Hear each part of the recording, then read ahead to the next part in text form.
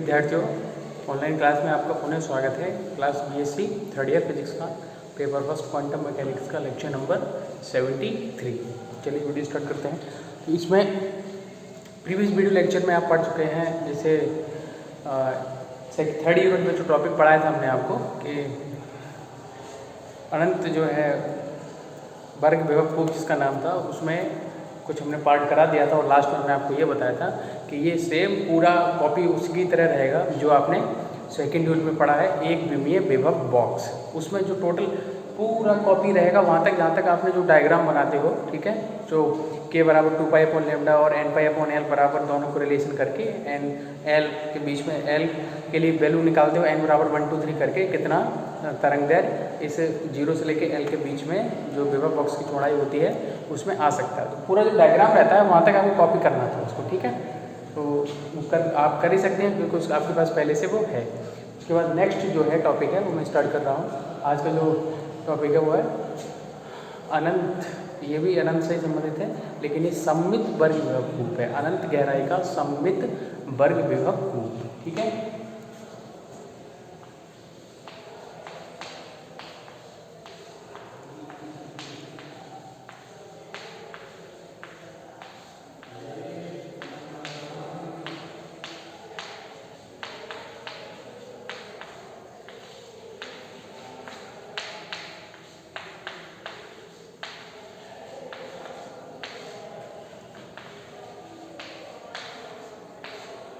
अनंत गहराई का सममित वर्ग विभव कूप, सिमेट्रिक पोटेंशियल वेल।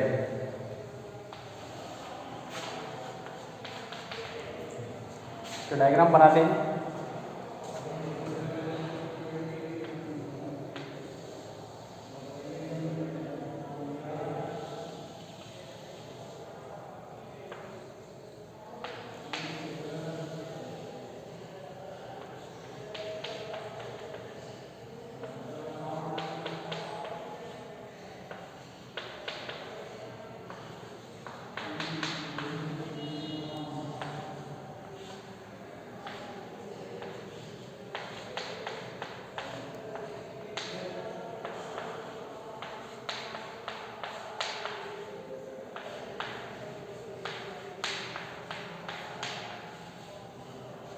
तीन हमने रीजन कर दिए, रीजन 1, रीजन 2 और रीजन 3।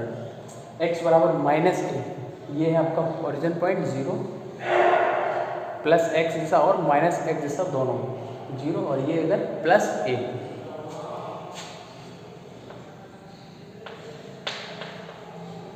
सही है,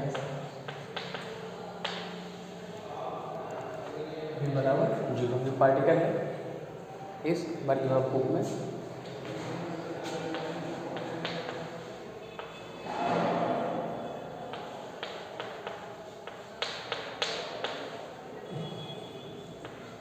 साइलेंट 0,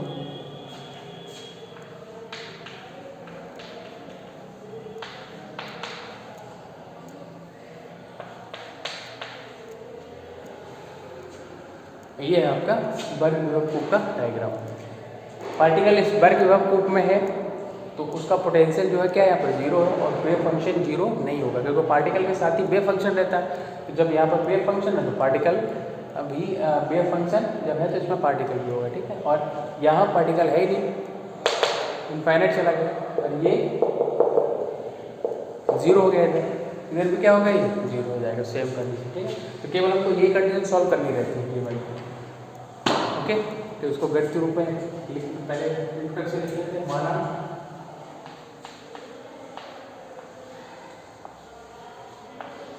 n द्रव्यमान का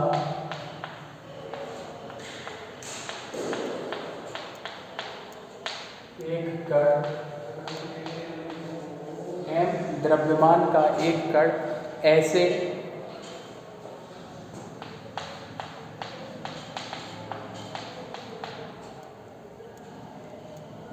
वर्ग विभव कूप में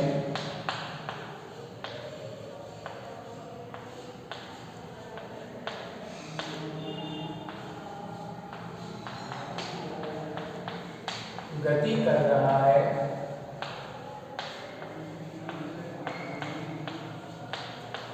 ऐसे वर्ग विभव कूप में गति कर रहा है जो +x तथा -x दोनों दिशाओं में स्थित है। ये -x और उधर +x, ठीक है, कर रहा है जो कि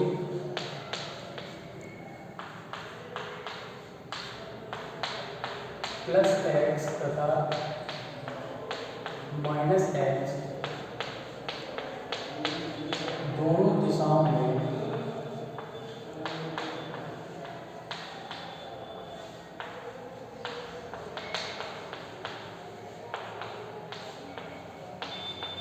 स्थित है। ऐसे वर्ग विभव कूप को सममित वर्ग विभव कूप कहा जाता है। इस प्रकार के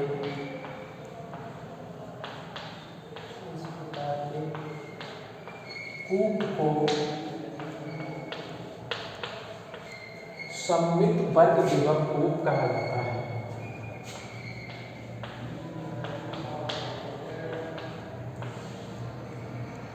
सममित वर्ग विभव कूप कहा जाता है, जैसा कि चित्र में प्रदर्शित किया गया है, ठीक है। जैसा कि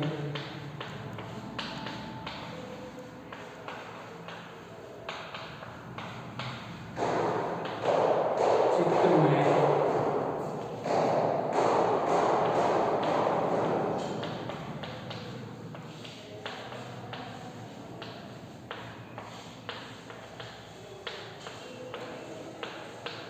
प्रदर्शित किया गया। ये तो हो गया इसके बारे में, ठीक है। अब गणितीय रूप में कंडीशन और लिखने के उन्हीं कंडीशन के अकॉर्डिंग पर हमें श्रोडिंगर समीकरण को सॉल्व करना होता है, ठीक है। इधर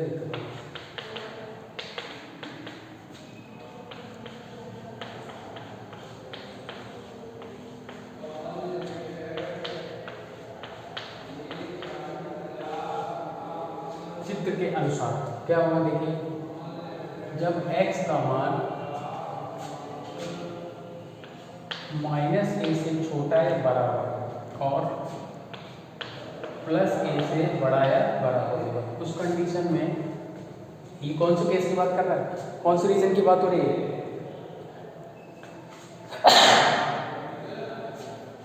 -a से छोटा यानी कि इस तरफ की वैल्यू और +a से बड़ा x का मान इधर की वैल्यू, यानी कि ये और ये वाली फर्स्ट और थर्ड रीजन की बात हो रही है। तो क्या हो जाएगा, sin x की जो वैल्यू होगी वो क्या होगी, 0 होगी, क्योंकि रीजन फर्स्ट और रीजन थर्ड में sin x की वैल्यू क्या है, 0 है। पार्टिकल कहाँ है, इस विभव बॉक्स में है, ठीक है, और इस पोटेंशियल वेल में है, ठीक है।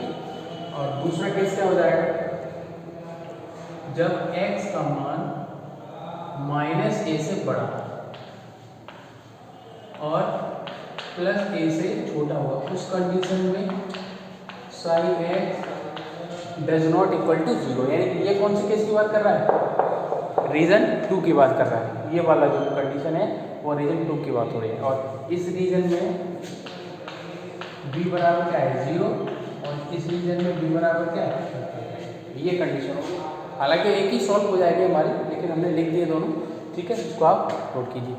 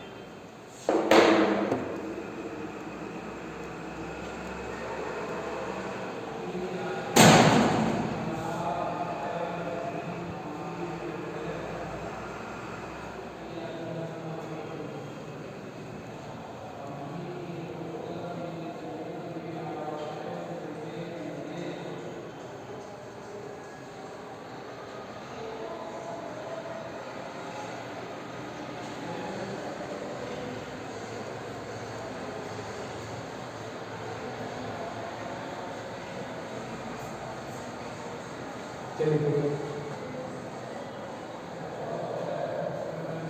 कंडीशन लिख ली। अब श्रोडिंगर इक्वेशन को क्या करेंगे, सॉल्व करते हैं श्रोडिंगर के एक विमीय तरंग समीकरण से।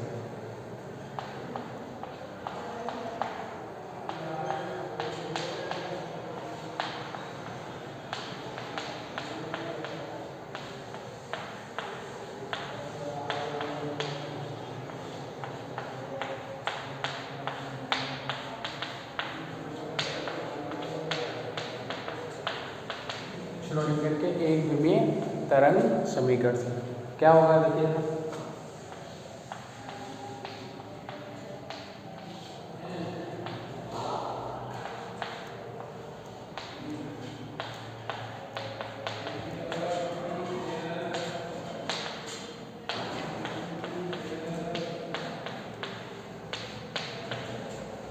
इसको डालिए समीकरण नंबर 1, ठीक है। रीजन 2 के लिए लेके चलेंगे, तो रीजन 2 में ही पार्टिकल आपका उपस्थित है। क्षेत्र 2 के लिए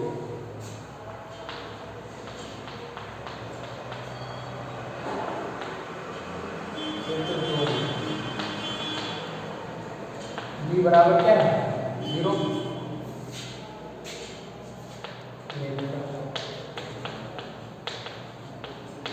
समीकरण 1 से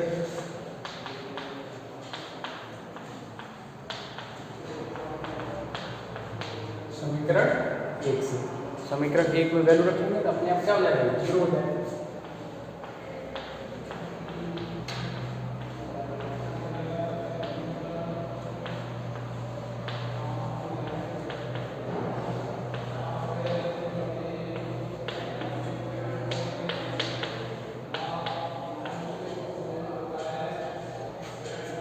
इसको समीकरण 2 में डालो, क्योंकि अभी इसकी वैल्यू रखेंगे, इसके बाद डाल देंगे बस, इसको नहीं डाल रहे, ठीक है। माना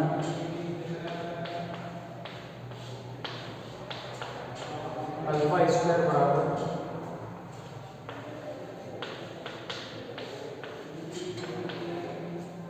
2me अपॉन h का स्क्वायर,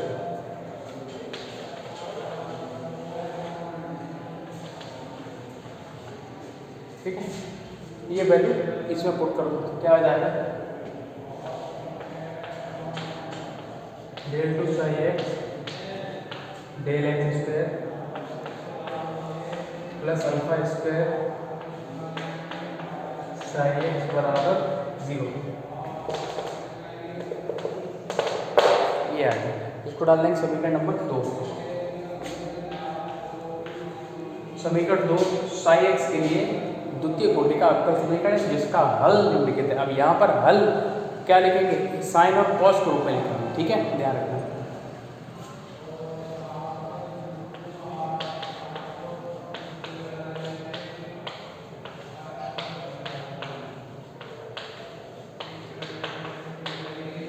साई एक्स के लिए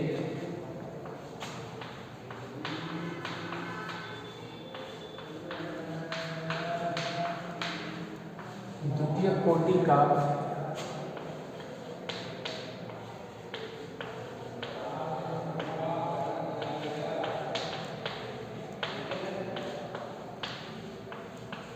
अवकल समीकरण है, जिसका हल निम्नलिखित होगा।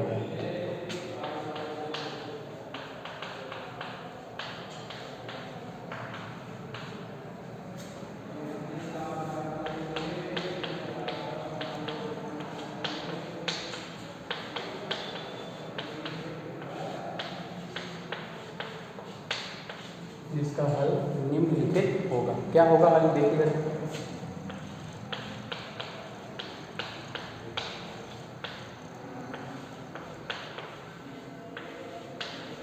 ए sine alpha x plus b cos alpha x.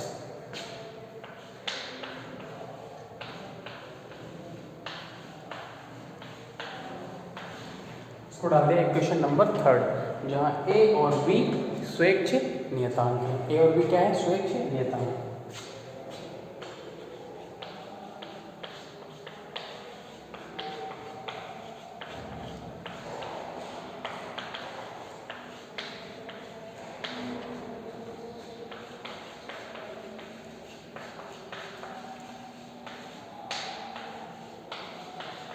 ए और बी स्वेच्छ नेतांक, नोट करो उसको, फिर आगे बढ़ते हैं।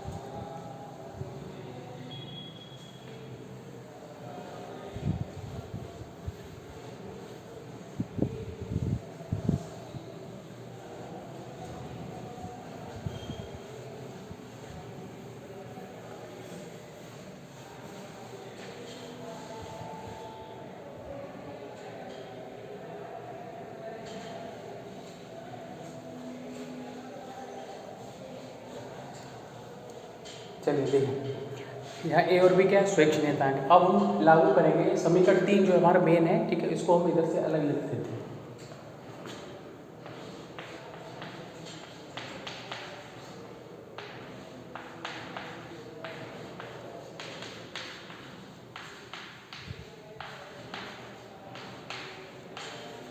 समीकरण 3 हमने अलग से लिख लिया, जब जरूरत होगी तो उसको यूज़ कर लेंगे, ठीक है।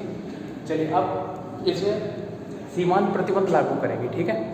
सीमांत प्रतिबंध देखेंगे। अब यहाँ पर 0 और a की बात नहीं होगी, -a और +a की बात होगी, ठीक है, क्योंकि बाउंड्री लिमिट कहाँ पर है, -a और +a पे। सीमांत प्रतिबंध लागू करेंगे।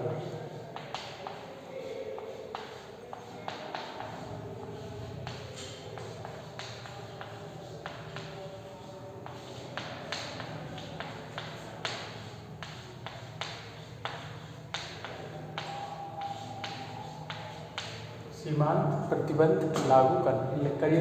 क्या हो जाएगा, x बराबर -a पर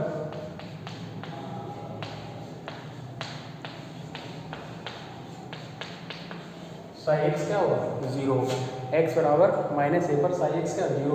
ये वैल्यू समीकरण 3 में रखने पर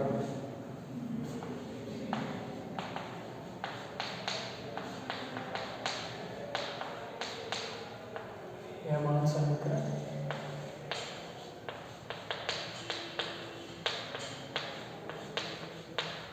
3 में रख दीजिए। क्या आ जाएगा, 0 बराबर a sine alpha x, x बराबर जब -a रखोगे तो साइन माइनस थीटा क्या होगा, -sin थीटा।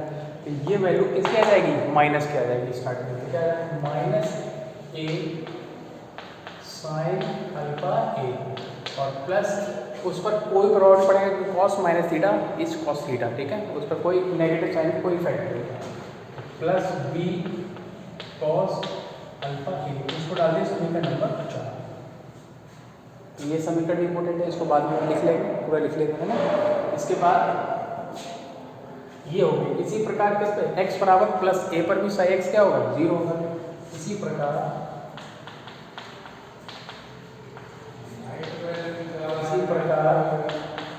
x बराबर +a पर साई x बराबर 0, साई x बराबर 0 होगा। अब ये दोनों वैल्यू भी क्या होगा, समीकरण 3 में बदल देंगे। ये मान भी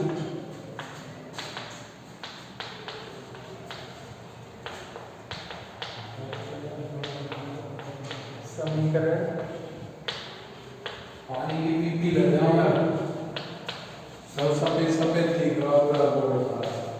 रखने पर, समीकरण 3 में रखने पर वैल्यू रखेंगे। समीकरण 3 ये है आपके पास, तो क्या होगा इसमें, 0 बराबर a sine alpha a plus b cos alpha. इसमें क्या होगा, क्योंकि प्लस ये रखा है तो इसमें साइन चेंज नहीं होगा, जैसा ये है वैसा ही इसमें ये रहेगा, ठीक है। ये हो गया इसको डाल दो समीकरण नंबर इक्वेशन 4 और इक्वेशन 5। अब समीकरण 4 और 5 को क्या कर देंगे, जोड़ देंगे।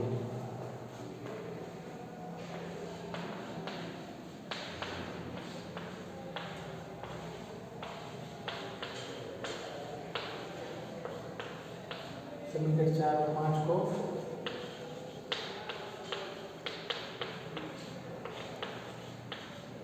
जोड़ने पर जोड़ दीजिए। ये जोड़ ये प्लस माइनस और प्लस 0, ये 2 टाइम्स आपको मिल जाएगा। ठीक है, देखिए क्या मिल जाएगा, 2b cos अल्फा ए बराबर 0। ठीक है, 2 को भी 0 पे ले जाके क्या हो जाएगा, ये 0 हो जाएगा, यानी b cos अल्फा ए बराबर 0। अब यहाँ पर थोड़ा समझिए क्योंकि इसका आगे यूज है कैसे।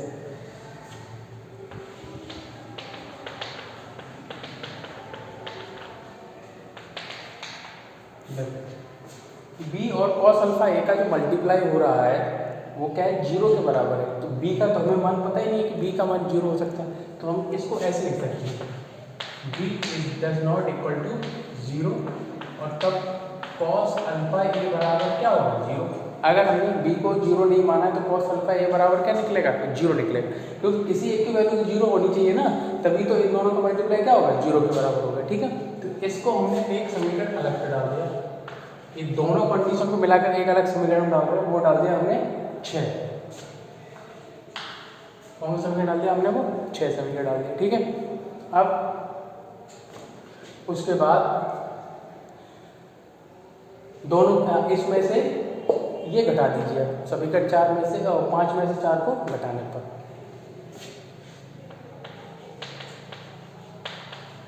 समीकरण 5 से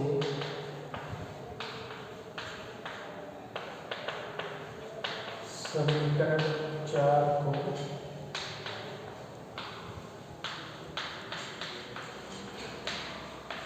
घटा दिख रहा है ना, ठीक है, दिख रहा है, घटा दीजिए। क्या है, जब इसमें से ये आप माइनस करोगे तो ये तो प्लस का हो जाएगा, ये माइनस का, और ये क्या हो जाएगा, कैंसिल। अब आपके पास ए वाला बचेगा, वो भी 2 टाइम, 2a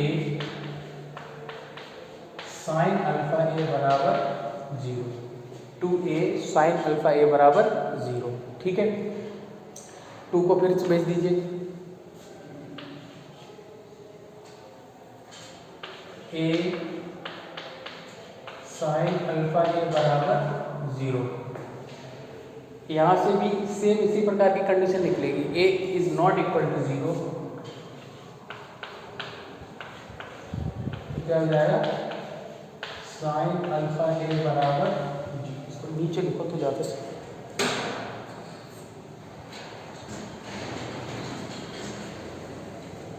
ठीक है।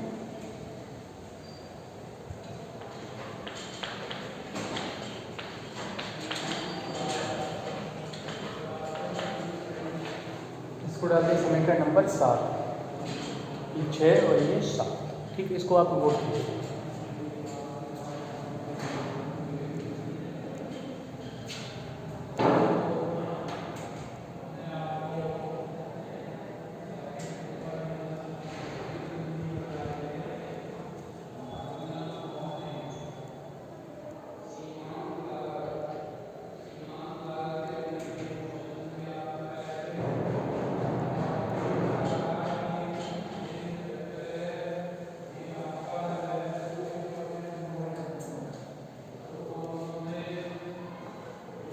समीकरण 6 और 7 ये हमारे लिए मैंने इनमें हम समझेंगे।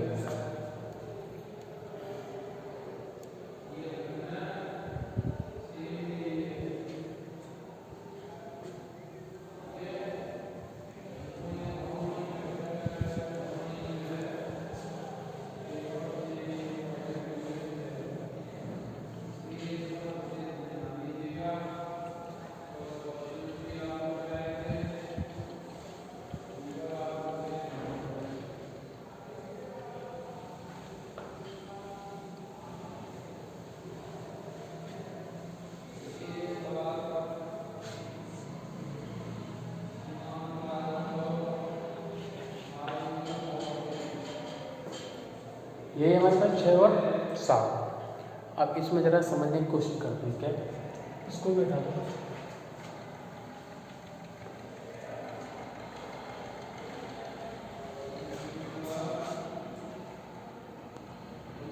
अब जरा समीकरण 6 और 7 को जरा ध्यान से देखो। समीकरण 6 में क्या कंडीशन निकल के आई है कि अगर b बराबर इज नॉट इक्वल टू, यानी b जीरो, इस केस में b जीरो नहीं है और कॉस अल्फा की वैल्यू जीरो है। यहाँ पर a जीरो नहीं है और साइन अल्फा जीरो। तो इसका मतलब ये हुआ कि अगर a बराबर आपको जीरो रखना है, ठीक है, अगर जैसे a बराबर अगर जीरो नहीं है, ठीक है, a बराबर जीरो नहीं है, तो उसके साथ आप साइन अल्फा बराबर जीरो नहीं ले सकते हो, क्योंकि यहाँ से ये चीज़ क्लियर है कि अगर a जीरो नहीं होगा तो उसके इस केस में साइन अल्फा क्या होगा, जीरो होगा। ठीक है, अगर आपको यहाँ पर इस प्रकार से लेना है, a बराबर जीरो लेना है, यदि a बराबर क्या लेना हो, जीरो। ठीक है, a बराबर अगर आप जीरो लोगे तो एक तो वैल्यू हम यहाँ से उठा लेंगे, a is not equal to zero, sine alpha बराबर क्या है, इसमें आया जीरो है। तो अगर a को जीरो लेना होगा, अगर a बराबर आप जीरो लोगे तो फिर आप कॉस अल्फा a बराबर ये आपके साथ ही चल जाएगा, यानी a बराबर जीरो पर कॉस अल्फा a बराबर जीरो। एक वैल्यू यहाँ से ले ली और एक वैल्यू यहाँ से ले ली। अगर a is not equal to zero तब तो आप उसके साथ साइन अल्फा बराबर जीरो ले सकते हो। ठीक है, और अगर a बराबर अगर आप जीरो ले रहे हो तो फिर साइन अल्फा बराबर जीरो नहीं ले सकते, तब फिर आपको कॉस अल्फा बराबर क्या लेना पड़ेगा, जीरो, क्योंकि a is not equal to zero, ये दोनों एक साथ आ सकते हैं। a अगर जीरो के बराबर नहीं है तब तो उसके साथ आप क्या ले रहे हो, साइन अल्फा जीरो। अगर a बराबर जीरो ले रहे हो तो फिर आप साइन अल्फा जीरो ले सकते हैं। किसको लेंगे, जीरो, कॉस अल्फा को जीरो, यानी एक वैल्यू ये आ गई, एक वैल्यू ये, इन दोनों को हमने यहाँ पर यूज कर लिया। ठीक है, a बराबर जीरो पर कॉस अल्फा बराबर जीरो। अब समीकरण जो 4 था वो समीकरण 4 से हम लेके चलते हैं। ठीक है, समीकरण 4 से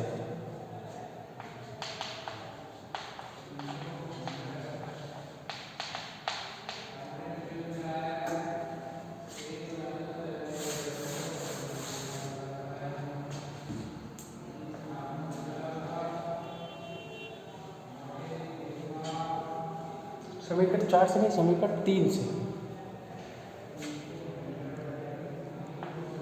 समीकरण 3 से साइन एक्स बराबर a कॉस अल्फा एक्स, वो a sign alpha x plus b cos alpha x. Sine x बराबर a sign alpha x plus b cos alpha x. a बराबर जीरो इसमें जब रखेंगे, a बराबर जीरो, ये दोनों वैल्यू अलग अलग यूज करेंगे इसी के आधार पर। ठीक है,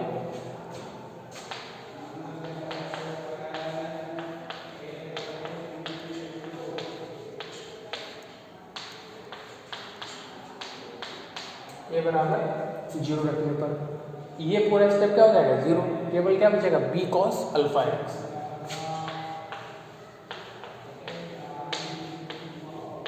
इसको डालते हैं समीकरण नंबर 7, क्योंकि 4 5 6 तो यूज कर चुके हैं, इसको डालते हैं समीकरण नंबर 7। अब इसकी बारी है, इसको यूज करते हैं।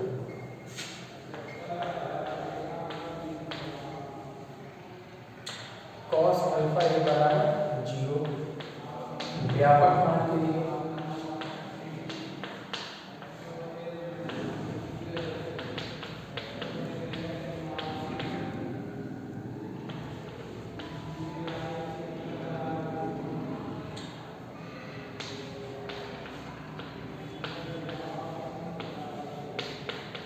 कॉस एन पाई, जहाँ एन बराबर का 1 3 5 7।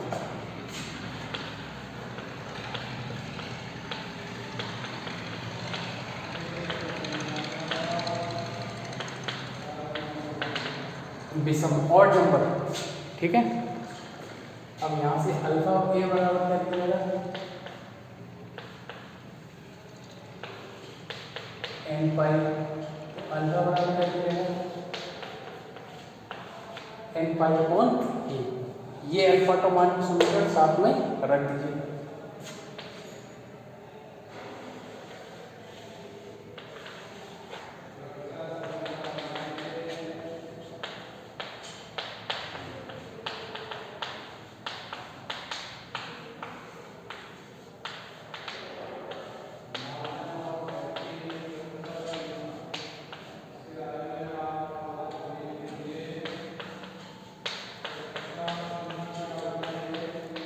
क्रॉस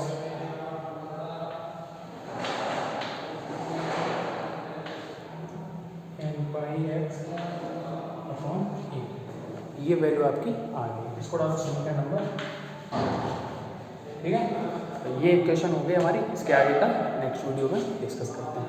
ये आगे का जो है वो इस नियतांक बी का मान ज्ञात किया जाएगा, वो भी किसके द्वारा, प्रासामान्यीकरण की जो शर्त रहती है, प्रतिबंध रहता है उसके द्वारा। ठीक है।